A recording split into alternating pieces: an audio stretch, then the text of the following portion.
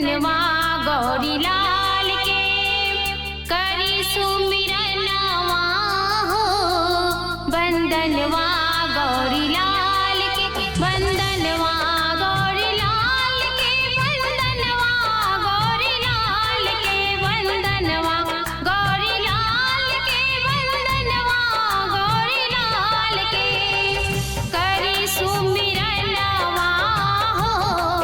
वंदनवा गौरी लाल के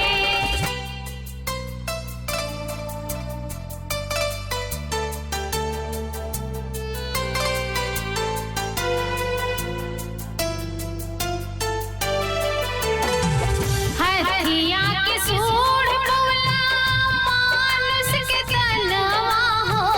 सभी देवता में पहले होखेला पूजनवा हो।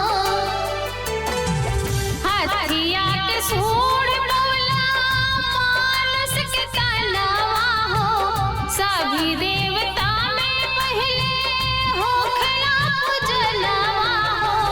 महिमा महनवा हो। वंदनवा गौरी लाल के करी सुमिरनवा हो। वंदनवा गौरी लाल के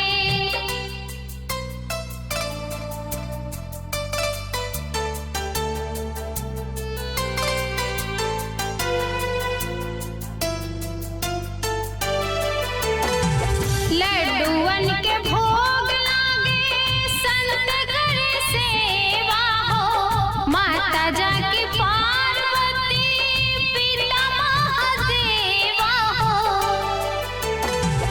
लड्डुअन के भोग लागे संत करे सेवा हो। माता जाकी पार्वती पिता महादेवा हो। पावल तुमूस के बहनवा हो। वंदनवा गौरी लाल के करी सुमिरनवा हो। वंदनवा गौरी लाल